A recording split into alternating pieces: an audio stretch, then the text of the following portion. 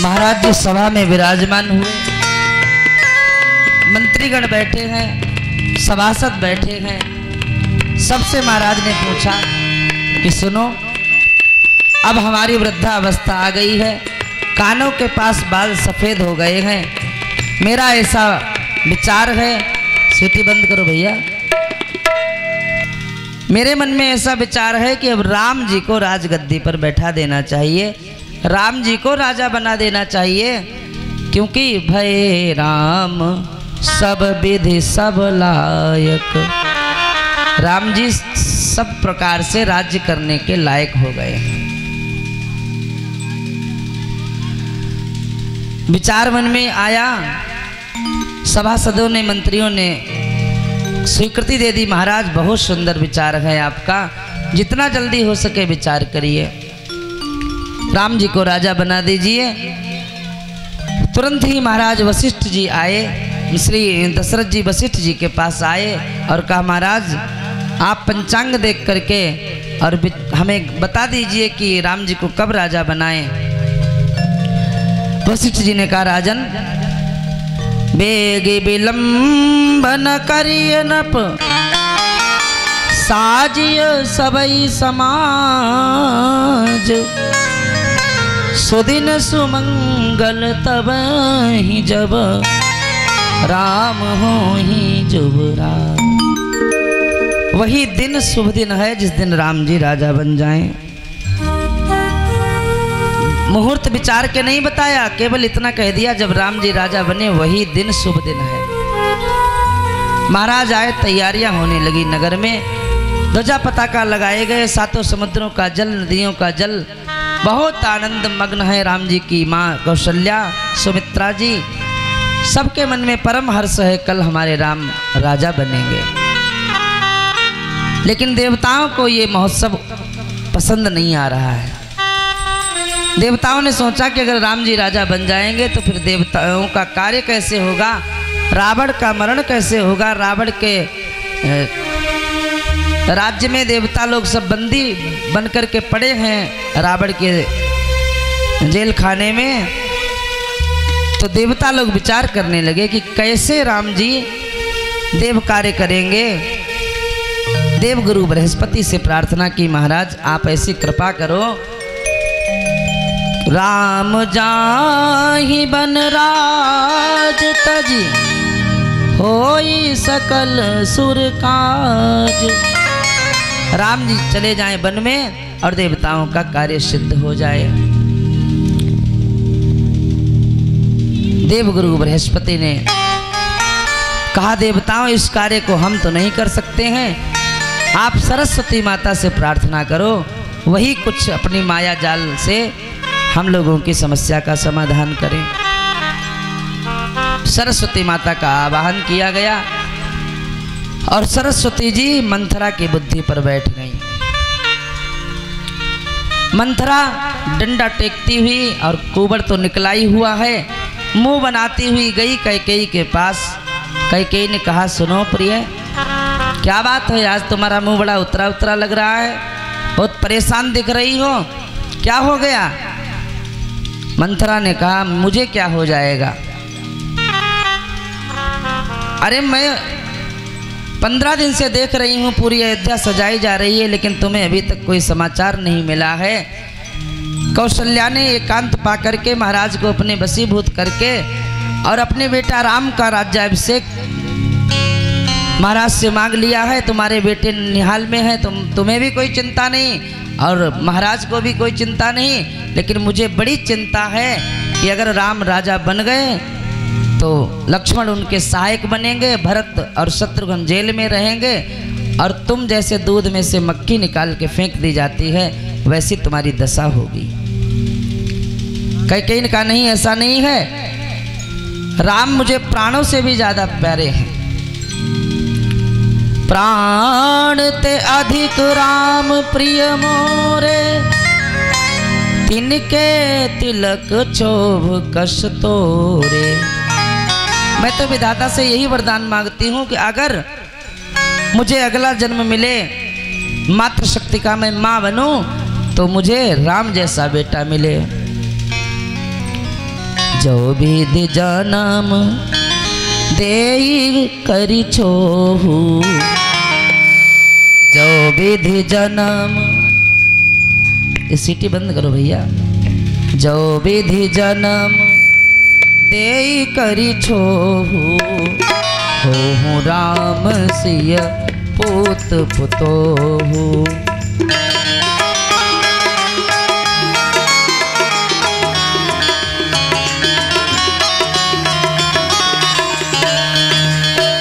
जो विधि जन्म देई करी छोहू, हो राम सिय पूत पुतोहू, हो राम सिय पूत पुतोहू।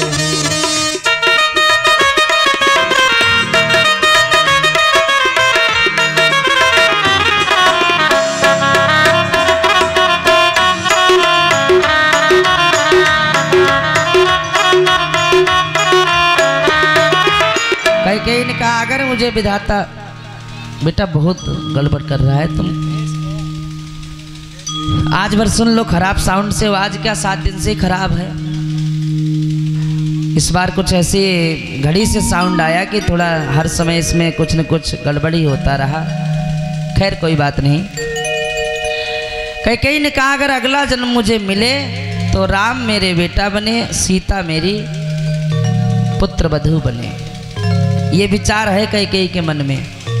लेकिन मंथरा ने सौतों की कहानियां सुनानी शुरू कर दी। अरे तुम्हें नहीं पता, अगर कौशल्या का बेटा राम राजा बन गया तो तुम किसी लायक नहीं बचोगी, तुम्हारी कोई इज्जत नहीं रह जाएगी इस राज परिवार में। अभी तुम्हारे पास मौका है, महाराज तुम्हारे वशीभूत हैं। तुमने 2 वरदान मांगे थे, अभी तक मिले नहीं हैं। आज रूठ जाओ, कोप भवन में चली जाओ। राजा जब राम की सौगंध खा ले तब तुम अपने 2 वरदान मांग लेना। और मैंने ज्योतिषियों से पूछा तो उन्होंने बताया है कि राम भरत जी राजा बनेंगे, इसलिए अभी मौका है। थोड़ी आवाज बढ़ाओ, बिल्कुल गला खिंच रहा है। बहुत समझाया मंथरा ने। और गोस्वामी जी बड़ा सुंदर वर्णन करते हैं। को न कुसंगति पाई न साई, को न कुसंगति पाई न साई।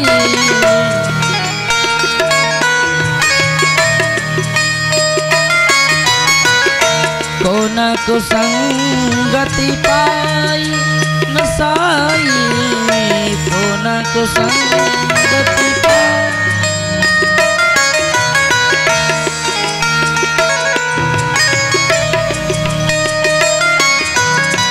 रहाई न नीच मते चतुराई, रहाई न नीच मते चतुराई।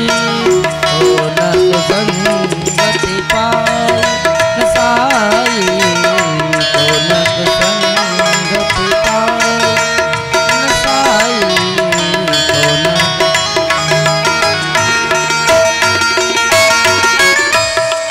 ऐसा कौन है संसार में कुसंग पा करके जो नष्ट ना हो जाता। अब आप लोग ध्यान से सुने इधर वाली पार्टी।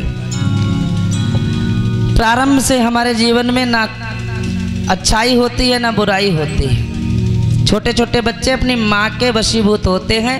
माँ जो कहती है वही करते हैं, माँ जो खिलाती है वही खाते हैं, और माँ जहाँ ले जाती है वहीं जाते हैं। लेकिन जब धीरे धीरे हम लोग बड़े होते हैं, समझदार होते हैं, तो जैसी संगत मिलती है, गांजा वाले की मिली गांजा पीना सीख गए, शराब वाले की मिली शराब पीना सीख गए, करमचंद वाले की मिली तो करमचंद खाना सीख गए, चोरी करने वाले की संगत मिली तो चोरी करना सीख गए, और भजनानंदी महात्मा की किसी साधु पुरुष की संगत मिली तो भजन करना सीख गए। ये संगत का प्रभाव होता है। बेटा आवाज़ सही करो, बहुत आवाज़ खींच रहा है गला। थोड़ी ट्रेवल बढ़ाओ, बेस बिल्कुल ना रखो, थोड़ी मिड भी डालो। तो ये संगति का असर होता है। राम जी को अत्यंत प्रेम करने वाली कैकेयी और मंथरा की बातों में आकर के विचार बदल गया। कोप भवन में जाके लेट गई। संध्या के समय महाराज दशरथ आए हैं भवन में।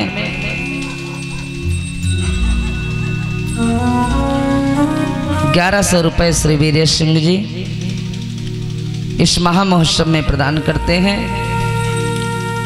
और भगवान की कृपा इनके ऊपर बनी रहे। 2 लाइनें इनके लिए मैं सुनाऊंगा। गंगा मैया मैं जल बाढ़े, गंगा मैया मैं जल बाढ़े। वीरेश भैया के लिए है ये। तैसे तुम्हारो बढ़े परिवार। तुम नहीं जानते हो कैसे बजाया जाता है? बजाओ। गंगा मैया मैं जल बाढ़े, तैसे तुम्हारो बढ़े परिवार। और ऐसे बने रहो जग दुनिया माँ, ऐसे बने रहो जग दुनिया माँ। और ऐसे लूटो मौज बहार।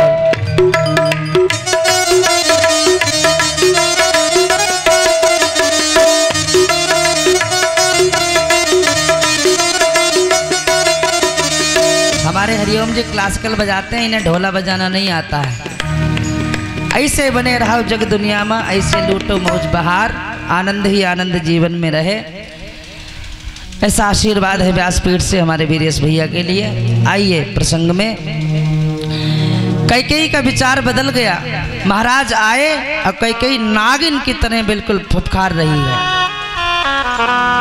दशरथ जी आए। दशरथ जी ने जैसे पत्नी से लोग कहते हैं हास परिहास में, वैसे ही कहना शुरू किया। अरे प्रिय, अरे गजगामिनी, अरे मृगनयनी, इस तरह से आप क्रोध करे बैठी हो, क्या बात हो गया? क्या बात हो गई? किसी ने कुछ कह दिया क्या? अरे मुझे बताओ। कहू के ही रंग कही करऊ नरेशु, कहू के ही न पहिन कासू देसु। अगर किसी ने आपसे कुछ कह दिया हो तो मैं उसकी गर्दन कलम कर दूंगा, राजा को रंग रंग को राजा बना दूंगा। बताओ प्रिय क्या बात है? कैकेयी ने हाथ झटक दिया। दूर हट जाओ यहाँ से, मुझे तुम्हारे बनावटी प्रेम की कोई जरूरत नहीं है। दशरथ जी ने कहा कि तुम क्या कह रही हो? अरे पूरा नगर सजाया गया है, कल राम राजा बनने वाले हैं, कितनी खुशी की बात है, और तुम इस तरह से कोप भवन में बैठी हो।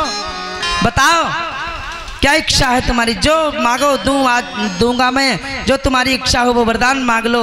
मेरा बेटा, मेरा प्रिय राम कल राजा बनेगा। कैकेयी ने कहा सुनो, ऐसे देने लेने की बातें तुम 1000 बार कर चुके हो, लेकिन कभी कुछ देते लेते तो हो नहीं।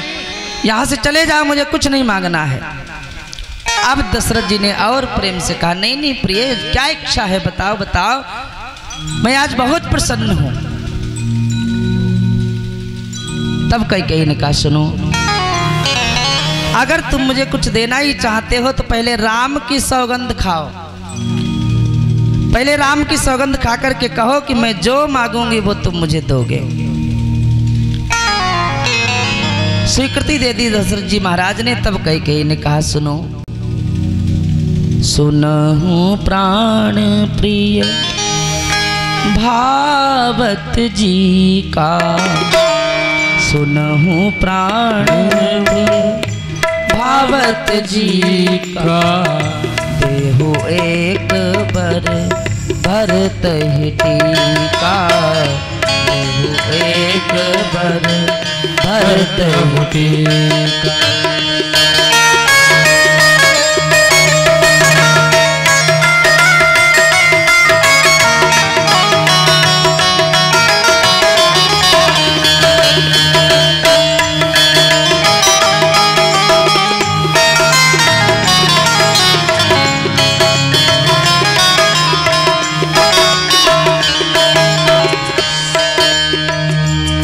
कैकेयी ने कहा सुनो, ये तुम्हारी सीटी बंद नहीं हो रही है। सुनहु प्राण प्रिय भावत जी का, मेरे मन को जो पसंद आ रहा है वो मैं तुमसे मांग रही हूँ।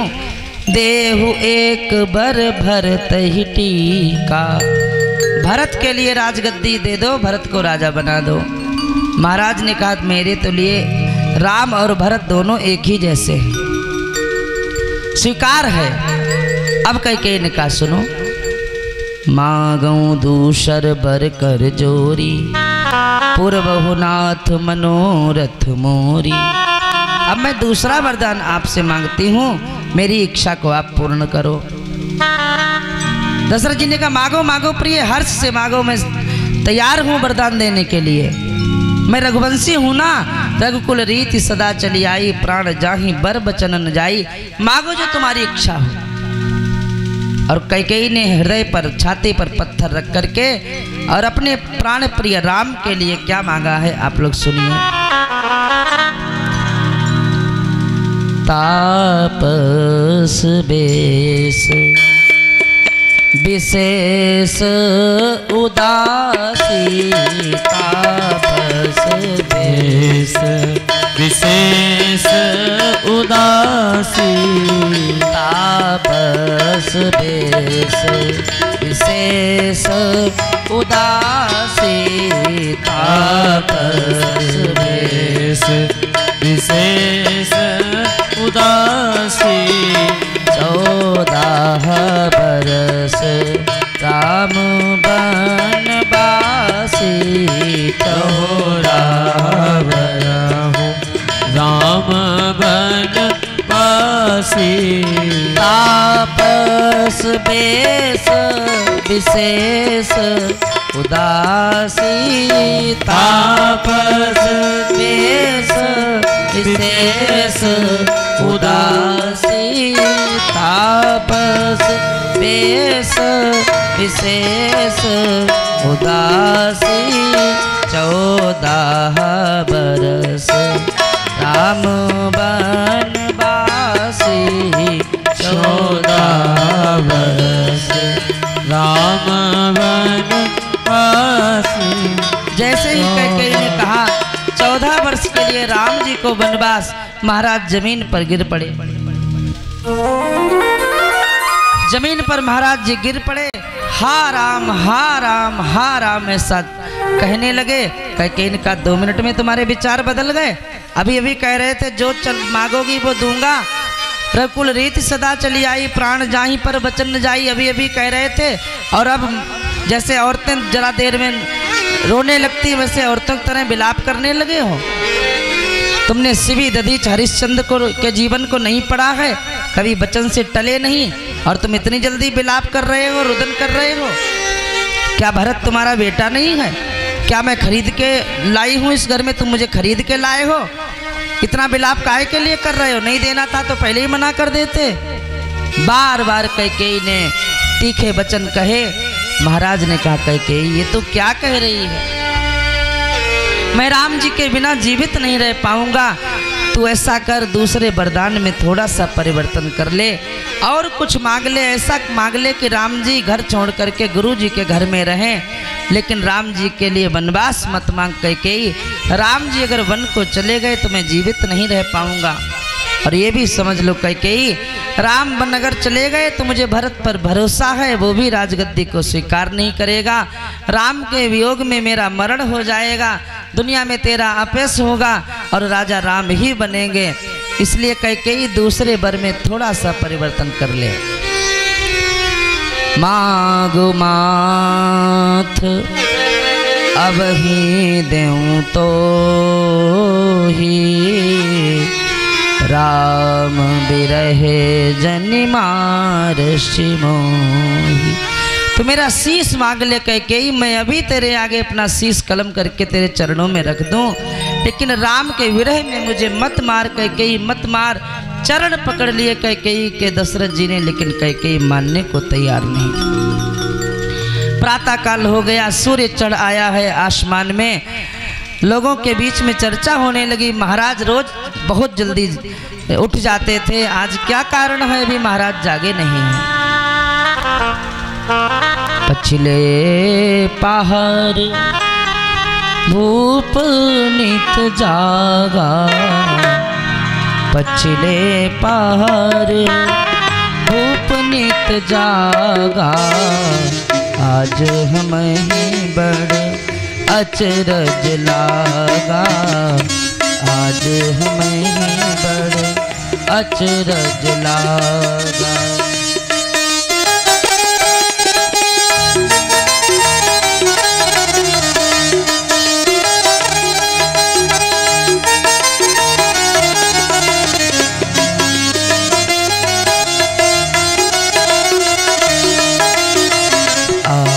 हमें बड़ अचरज लागा।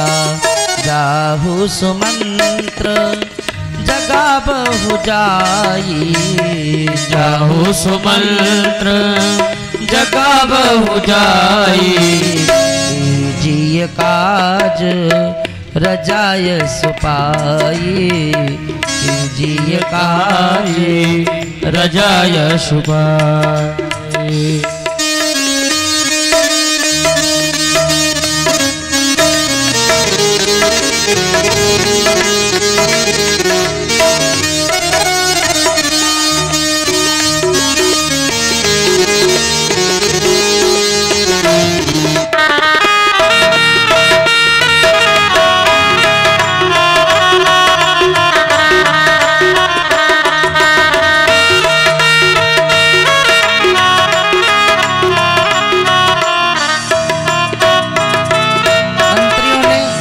सुमंत्र जी से कहा, सुमंत्र जी जाकर के जगाओ, आज महाराज जागे क्यों नहीं? राम का राज तिलक होना है, सारी तैयारियां हो गई, नगर सजाया जा रहा है, देवता आकाश में दुंदुबियां बजा रहे हैं, भाटगण जो है वो वृंदावली गा रहे हैं और अभी तक महाराज का कोई पता नहीं। देखो जाकर के महलों में क्या मामला है, क्या बात है। सुमंत्र जी आए, पूरे नगर में दास दासियां बिल्कुल खामोश हैं, पहरेदार खड़े हैं। सुमंत्र जी ने पूछा, कहाँ हैं महाराज? कहा, कोप भवन में, कैकेयी के भवन में। सुमंत्र जी तो चौंक गए, कैकेयी के भवन में महाराज, क्या काम है? सुमंत्र जी गए, देखा जैसे अधमरा सर्प पड़ा हो उसी तरह से महाराज जमीन पर पड़े हैं, बाल बिखरे हैं, मुकुट बिखरा है, हा राम ऐसा मुंह से उच्चारण हो रहा है। सुमंत्र ने कहा, ऐसी स्थिति को कभी देखा नहीं था, आज पहली बार जब इस अवस्था में देखा। पास में बैठी हुई कैकेयी से पूछा, कैकेयी महारानी क्या बात है, महाराज ऐसी दशा में क्यों पड़े हैं? कैकेयी ने कहा, मुझे कुछ नहीं पता है, पूरी रात हो गई राम राम कहते हुए, आप जाओ जाकर के राम को बुला के लाओ, वही पूछेंगे। सुमंत्र जी राम को बुला करके लाए। राम तो राम ही है, सहज स्वभाव है, सरल स्वभाव है, कभी दुख देखा नहीं है, कानों से सुना नहीं है। आज पहली बार पिताजी को इस अवस्था में देखा, हाथ पकड़ के उठाया, बैठाया, महाराज आप धैर्य धारण करो, आप चिंता क्यों करते हो? पूरी बात राम जी जान गए, पिताजी को ढाढ़स बधाया। दशरथ जी ने राम जी को छाती से लगा लिया, मेरा बेटा, मेरा लाल बेटा, तुम वन मत जाना, मेरी बात मत मानना, ये तुम्हारी माँ ने मुझसे तुम्हारी शपथ खा करके वरदान मांग लिया है, लेकिन तुम मत जाना। शंकर जी से बार बार प्रार्थना करते हैं, हे भोलेनाथ मेरे बालक को ऐसी बुद्धि दो, वो मेरी बात ना माने, वो वन को ना जाए। आशुतोष तुम अब धरदानी, आशुतोष तुम अब डरदानी, आरती हरहु तीन जन जानी, आरती हरहु तीन जन जानी। आशुतोष तुम अब डरदानी, आशुतोष तुम अब डरदानी, आरती हरहु तीन जन जानी, आरती हरहु तीन जन जानी। हे भोलेनाथ ऐसी कृपा करना, आज मेरी अयोध्या पर संकट आया है, आज मेरा लाडला मेरी आंखों से दूर चला जाएगा, मैं उसके बिना रह नहीं पाऊंगा, प्राण छोड़ दूंगा। हे भोलेनाथ ऐसी कृपा करना, मेरा बेटा मेरा लाल मेरी बात ना माने, वन को ना जाए। राम जी ने पिताजी को ढाढ़स बधाया। पिताजी, संसार में वैसे तो हजारों लाखों पुत्र होते हैं, माँ बाप के यहाँ संतान आती है, बेटा बेटी आते हैं, लेकिन जो आज्ञाकारी हो माँ बाप की वो संतान धन्य है, वो माँ बाप धन्य है जिनको आज्ञाकारी संतान प्राप्त हो। पिताजी, मैं शीघ्र ही आपके वचनों का पालन करके 14 वर्षों बाद आपका दर्शन करूंगा। राम जी आए कौशल्या जी के पास। कौशल्या जी ने समाचार सुना, बहुत दुखी हुई, लेकिन धर्म विचार करके स्वीकृति प्रदान कर दी। सीता जी ने जब ये समाचार सुना, प्राण प्रियतम वन को जा रहे हैं, मन में विचार किया, मुझे समझाया था विदा के समय ब्राह्मणी ने, एक ही धर्म एक व्रत नेमा, काय वचन मन पति पद प्रेमा। पति वन में जाए और मैं घर में रहूं, ये उचित नहीं है। अपने पैरों से धरती को कुरेद रही हैं, अपने नाखूनों से नीचे को मुंह झुकाए बैठी हैं, मन ही मन सोच रही हैं पता नहीं क्या निर्णय लेंगे हमारे प्राणनाथ। की तन प्राण की केवल प्राणा, विधि कर तब कछु जाई न जाना। पता नहीं मेरे प्राणनाथ के साथ मेरे प्राण और मैं दोनों जाऊंगी अथवा केवल प्राण ही जाएंगे। सीता जी ने निर्णय कर लिया कि अगर मेरे प्रभु मुझे ले जाएंगे तो मैं साथ जाऊंगी और नहीं ले जाएंगे तो प्राण त्याग दूंगी, लेकिन प्रभु के वियोग में मैं अकेली यहाँ नहीं रहूंगी। राम जी ने बहुत समझाया, प्रिय सास ससुर की सेवा करना परम धर्म है, आप माता की सेवा करना, जब मेरी याद आए नई नई कहानी सुनाना तुम। सीता जी ने साफ कह दिया, प्राणनाथ, मायके और ससुरे में जितने नाते रिश्ते होते हैं, सास ससुर भाई देवर देवरानी जेठानी, सारे रिश्ते जब तक पति है उस तब तक ही होते हैं। पति वियोग में ये सारे रिश्ते दुखदाई हो जाते हैं। और सिद्धांत अपना कह दिया, जिय बिनु देह नदी बिनु बारी, तैसी अनाथ पुरुष बिनु नारी। जिय बिनु देह नदी बिनु बारी, तैसी अनाथ पुरुष बिनु नारी। जिय बिनु देह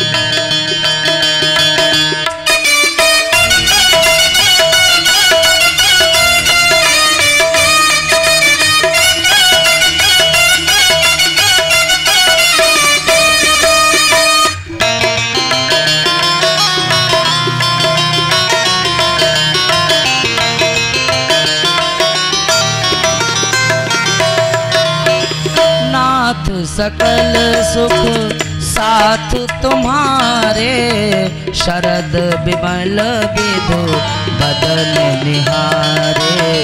शरद विमल विधु बदन निहारे। जिय बिन देव नदी बिन बारी, तैसी अनाथ पुरुष बिन नारी। तैसी अनाथ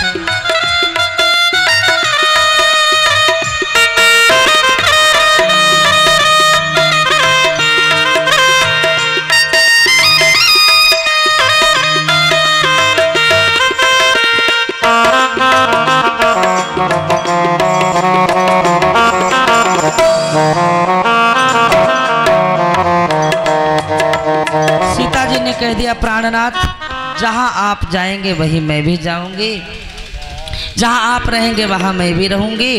आपके बिना ये सारी अयोध्या का सुख मेरे लिए दुख ही है। और वास्तविकता में माता बहनों ध्यान से सुनिए, जीवन में स्त्री के पति ही उसका सब कुछ होता है, सर्वस्व होता है। और पति के हर सुख दुख में समान भाग से शामिल रहते हुए और अपनी घर गृहस्थी को संभाल के रखना, यही पत्नी का परम धर्म होता है। घर में गरीबी हो तो गरीबी में गुजारा करो, ज़्यादा धन हो तो ज़्यादा धन में आनंद से रहो। और पति जो भी कार्य करता हो, जो भी उस रोजी रोटी का साधन हो, उसी में थोड़ी सी सहायता पत्नी को करनी चाहिए। और करती हैं, आपने देखा होगा छोटे छोटे गांव में आपने देखा होगा खेती करते हैं लोग, कोई मूंगफली करता है, कोई घुइया तुरैया करता है, तो आपने देखा होगा वो खेती करने वाले जो लोग होते हैं उनकी पत्नी बच्चे वो भी जाकर के खेतों में काम करवाते हैं अपनी घर गृहस्थी को चलाने के लिए।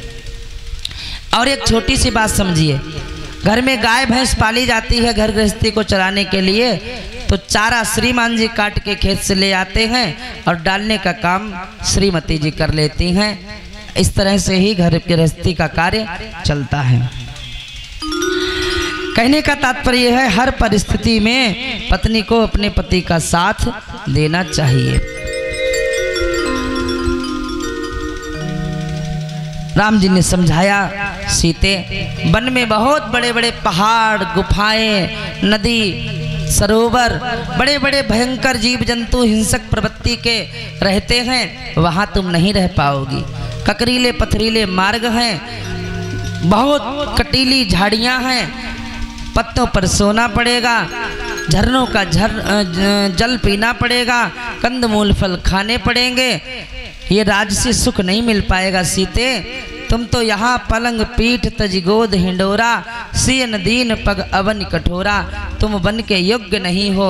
सीता ने कहा, स्वामी जी आप वन में रहें और मैं घर में रहूं, ऐसा तो संभव नहीं है, हम आपके साथ ही चलेंगी। आप जब चलते चलते थक जाया करोगे, मार्ग में मैं आपकी सेवा करूंगी, चरणों को दबाऊंगी, पंखे से हवा करूंगी, पाए पलोटी सब निसिदासी।